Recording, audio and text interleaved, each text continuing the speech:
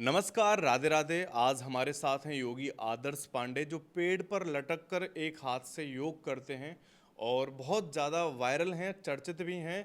और ये रीवा के रबर बॉय के नाम से भी जाने जाते हैं। तो आदर्श जी, आपका स्वागत है हमारे पॉडकास्ट में। आपको भी बहुत बहुत धन्यवाद और स्वागत। मैं आपसे सबसे पहले पूछना चाहूँगा, जो आजकल की युवा पीढ़ी है, ये वासना के मकड़ जाल में घिरी जा रही है और रात दिन डिप्रेशन का शिकार होती जा रही है। अपने जीवन को नष्ट करने पर तुली है। इनको कुछ पता ही नहीं है इनके मन और तन को कैसे शांति और सुकून मिले। क्या आपके पास कोई उपाय है? देखिए, मैं आज की युवा पीढ़ी को देख रहा हूँ कि जब जहाँ भी जाती है वो किसी एक आकर्षण का केंद्र बन जाती है। एक उदाहरण के किसी भी एक लड़की को देख लेते हैं तो उनके मन में गलत विचार आने लगते हैं और गलत विचार आने के बाद वो मास्टर व्यसन करने लगते हैं जाके। फिर उसके बाद वो कब धीरे धीरे शरीर से भी कमज़ोर होते हैं और मन से भी कमज़ोर होते हैं।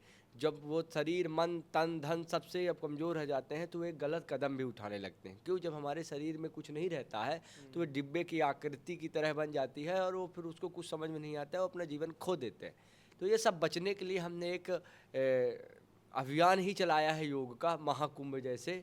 जैसे महाकुंभ हुआ तो वैसे महाकुंभ का मैंने योग आरंभ कर दिया कि जब तक मेरी शरीर की अंतिम सांस चलेगी तब तक मैं युवाओं के लिए ही काम करूँगा। तो युवा योग से प्राणायाम करे, योग से ध्यान करे, है ना। योग के माध्यम से ज़्यादा कठिन नहीं कर पा रहे हैं तो आध्यात्म रूप से भुजंग आसन कर लें और सूर्य नमस्कार लगा लें, बस उनके लिए काफ़ी बेहतर होगा। क्यों? क्योंकि योग के साधना के अभ्यास से आप मजबूत बन सकते हैं। यदि कोई जीवन में एक बड़ा संकल्प लेना चाहते हैं अपने जीवन, हर व्यक्ति, युवा पीढ़ी कुछ न कुछ करना चाहती है, कुछ न कुछ भगवान उसको कला देती है, लेकिन वो कला, उसके अंदर वो चीज़ निखर नहीं पाती है और वो उसमें अपने जीवन को कुछ कर नहीं पाते हैं। पर आदर्श पांडे जी, आज की जो युवा पीढ़ी है, करना तो बहुत कुछ चाहती है, पैसा कमाना चाहती है, शॉर्टकट चाहती है, लेकिन अपना शरीर का स्वास्थ्य नहीं देखना चाहती, योग नहीं करना चाहती, खाना गरिष्ठ खाना चाहती है, बोलना गंद बोलना चाहती है, देखना भी गंद ही चाहती है। फिर इस युवा पीढ़ी को कैसे सुधारा जा सकता है? युवा पीढ़ी को सुधारा जा सकता है, उसको मानसिक विचारों से जा सकता है। उसके यदि विचार पवित्र होंगे तो सब कुछ ऑटोमेटिक बदल जाएगा। यदि आपके विचार अपवित्र हैं तो आप दुनिया की कोई कोई भी ताकत आप लगा दो, कितना भी उसको मटेरियल ला के दे दो, तब भी नहीं सुधर। क्योंकि जिस जिस तरह अन्न उस तरह मन।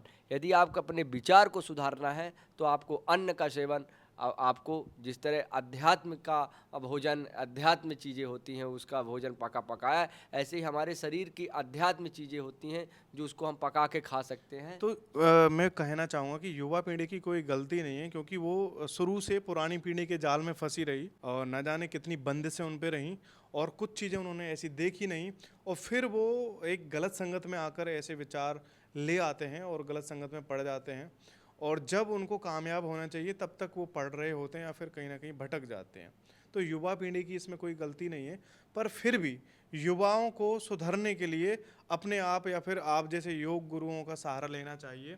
और कम से कम मैं तो ये कहना चाहूँगा, उनको आध्यात्म से जुड़ना चाहिए। तो क्या ये सही है? और युवा पीढ़ी जो पुरानी पीढ़ी थी उसके मुकाबले युवा पीढ़ी है वो थोड़ा ठीक भी है। माना कि नशा का सेवन कर रही है, थोड़े गलत विचार हैं, सहन शक्ति इनके अंदर नहीं है, कुछ गलतियां हैं आज भी, पर लेकिन पुरानी पीढ़ी से कहीं ठीक भी है। तो आप इस पे क्या कहना चाहोगे? देखिए, आपने कहा कि पुरानी पीढ़ी हमारी पद्धति जिस तरह पद्धति है वो उसी तरह चली आ रही है, लेकिन इसको डेवलपमेंट कर दिया गया है। जब डेवलपमेंट कर दिया है, जब जब कोई चीज़ डेवलपमेंट होती है तो उसकी जो स्वरूप हो वो अचानक बदलने लगता है।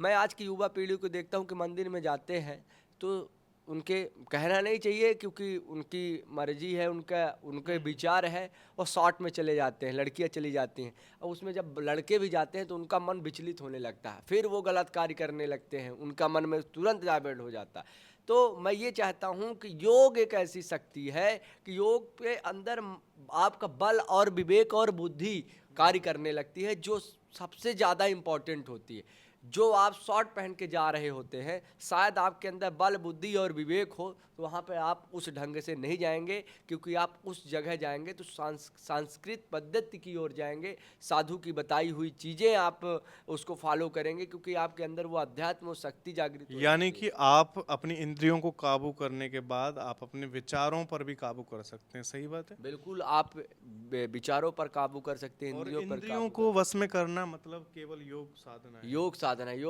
योग साधना से आप जो आप मैं अब वो चीज़ नहीं बता सकता हूँ, आप वो प्राप्त कर सकते हो जो आप उम्मीद नहीं कर सकते हो, जो अनुभव नहीं कर सकते, वो अनुभव आपको स्वयं हो जाएगा। मैं समझ सकता हूँ क्योंकि योग आपको फोकस दिलाता है और शरीर को तंदुरुस्त भी करता है, मन को शांत भी करता है। और इसी बीच आज का युवा भटका हुआ है, सही बात है। बिल्कुल, योग और से हमारे अंदर फोकस की आपने बहुत अच्छी बात की कि योग फोकस नहीं, आपके जीवन की ज़िंदगी बदल देता है। फोकस तो एक छोटी सी चीज़ है, आपके जीवन की आकृति बदल देता है। योग वो शक्ति है। आप कब से इस योग कर रहे हैं? मैं 8 वर्षों से योग कर रहा हूँ। 8 वर्ष। 8 वर्ष मेरे जीवन में मैं तो है ही नहीं, क्योंकि मैं जहाँ पे आ जाता है तो वहाँ पे इंसान ख़त्म हो जाता है। ये सब ठाकुर जी की कृपा है, जब तक ठाकुर जी करा रहे हैं तब तक मैं कर रहा हूँ, जिस दिन वो नहीं चाहेंगे तो मैं नहीं करूँगा फिर। आपका उद्देश्य जीवन का? मेरा एक ही उद्देश्य है कि जीवन में युवाओं को लेके चलना, युवा पीढ़ी को साथ में लेके चलना, एक अच्छे मार्ग में लेके चलना, अध्यात्म मार्ग में लेके चलना। देखिए, जब जिस तरह घर बनता है, घर बनने से पहले पिलर को मजबूत किया जाता है, तो हर हर युवा पीढ़ी जब बचपन से ही उसके अंदर विचार पवित्र होंगे, अध्यात्म होगा, तो फिर छत ढालने में हमको कोई दिक्कत नहीं होगी। तो मैं ये चाहता हूँ कि युवा पीढ़ी अध्यात्म का और योग। युवाओं को अच्छे मार्गदर्शन की आज भी बहुत ज़रूरत है। बिल्कुल, क्योंकि मैं घूम घूम के ये सब चीज़ें देख रहा हूँ, तो इसका अनुभव मैं बता सकता हूँ कि युवा पीढ़ी को बहुत ज़रूरी है। आने वाला समय यदि ये ध्यान नहीं दिया जाता है, अपने पैसों में, अपने शरीर में इधर उधर घूमने भागने में ध्यान दिया जाता है, तो आप तो बर्बाद हो ही रहे हैं। लेकिन आप चाहते हैं मेरी संतान भी बहुत अच्छी हो, मेरा बेटा पहले से आपके अंदर विचार अच्छे होते हैं, लेकिन आप वो विचार को आप अपने विचार तक ही सीमित कर पाएंगे। आने वाला पीढ़ी आपकी बर्बाद होने वाली, क्योंकि वो कल्चर दूसरे कल्चर के देखेगी, तो संस्कृत का हमारे यहाँ आपका विकास नहीं हो पाएगा। बिल्कुल। ये अपने चेहरे पर ग्लो लाने के लिए फेस क्रीम, फेस वॉश, ना जाने कितने ऐसे प्रोडक्ट यूज़ करती है, तब भी उन पे कुछ असर नहीं होता है। और ये इस बात को समझ नहीं पाते। और आप अपनी भाषा में यानी योग विद्या में आप क्या कहना चाहोगे इनसे? कुछ नहीं ना, आपको क्रीम पाउडर की लगाने की ज़रूरत है, मैं तो कुछ नहीं लगाया हूँ। बढ़िया केसर का तिलक लगाइए, भगवान की पूजा पाठ अध्यात्म को चुनिए, योग को अपनाइए। सुबह 4 बजे उठिए, देखिए किसी की ना आपको फेस वॉश की ज़रूरत है, ना आपको बॉडी लोशन की ज़रूरत है, ना तरह तरह के जो प्रोडक्ट आते हैं वो लगाने की ज़रूरत है। आपके अंदर खुद ग्लो आ जाएगा, खुद आप उसको फील करने लगेंगे। ये फेशियल और ये सब बाहरी चीज़ों को शरीर में लगाना ये हानिकारक है, ये कैंसर का भी प्रतीक हो सकता है। आने वाले समय में हर घर में एक व्यक्ति कैंसर का प्रतीक होने वाला क्या योग से बड़ी बीमारी को ठीक किया जा सकता है? जैसे कैंसर और इत्यादि बहुत सारी बड़ी बीमारियां हैं, और हार्ट अटैक तो बहुत चल रहा है आजकल खान पान की वजह से। क्या योग से ऐसा संभव है कि इन बीमारियों को काबू में किया जा सके या फिर कम किया जा सके? बिल्कुल, योग को सही तरीके से, योग, अध्यात्म, आयुर्वेद, 3 चीज़ों को आप फॉलो कर लीजिए तो मैं दुनिया की गारंटी देता हूँ कि आपका कैंसर ठीक हो जाएगा। लेकिन नियमित उसको फॉलो करना होगा। योग एक ऐसी हमारी ये आज की योग नहीं है, 500 ईसा पूर्व योग है। आज तो हम योग को हम और आप बात कर रहे हैं, योग हमारा बहुत पुराना संस्कृत की पद्धति है। लेकिन उसको फॉलो करने के लिए जो हमें आपको और सबको करना है, वो स्वयं आपको करना होगा, कोई आपको बताने वाला नहीं है। बड़ी से बड़ी बीमारी आप योग के माध्यम से ठीक कर और सकते हैं। आज की युवा पीढ़ी मोबाइल पर रील स्क्रॉल करते करते नहीं थकती, और योगा और मन की शांति के लिए शुद्ध विचार इनसे थक जाती है, इनसे दूर भागती है। क्यों, आप जिस तरह मोबाइल के स्क्रॉल करते हैं, रील में रील, रील में रील, इसी तरह आप योग को अपने शरीर में रील की तरह रील के लिए खसका दीजिए, तो शायद आपका जीवन परिवर्तन हो जाए। वाह, बहुत सुंदर। आज हमारे साथ हैं रीवा के रबर बॉय आदर्श पांडे जी। बहुत सुंदर जवाब इन्होंने युवाओं के लिए दिए हैं।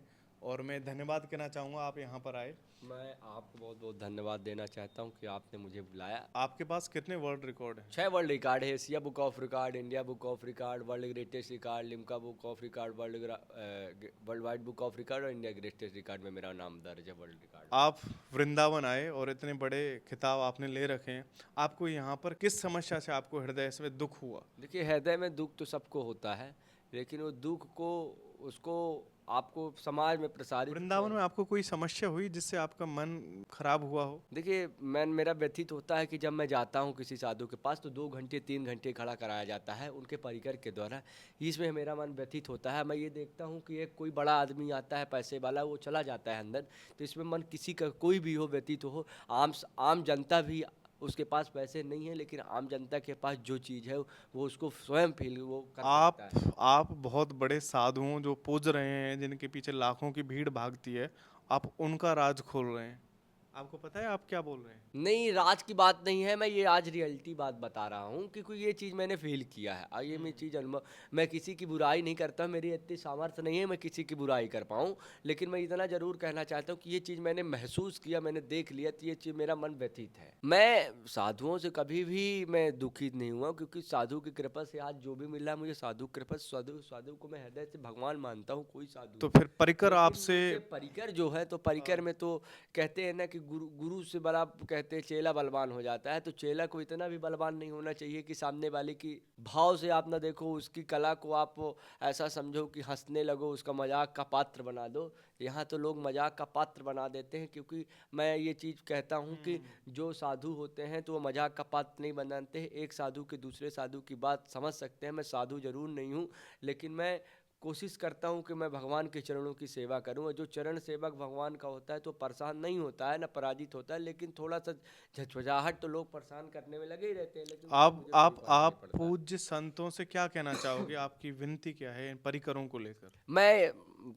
पूज्य महाराज जी से जो भी होते हैं, मैं उनसे यही कहना चाहता हूँ कि जब कोई साधु आता है तो उसको अपमानित ना करें, क्योंकि उसका मैं महसूस किया हूँ। उनको जिस तरह आप एक तपस्वी होते हैं, मैं देखता हूँ बड़ा भाव से, बड़ा सहज से, सब बड़ा सरलता से साधु के अंदर वो होता सात्विकता, वो आपके मतलब जो परिकर होते हैं उसमें नहीं होते। वो केवल प्रोटोकॉल और ये इधर उधर 3-5 है। और मैं बहुत चीज़ें देखा हूँ, मैं इस माइक में तो नहीं कह सकता हूँ, लेकिन मेरा मन बहुत व्यथित है। मैं आपका दुख समझ सकता हूँ।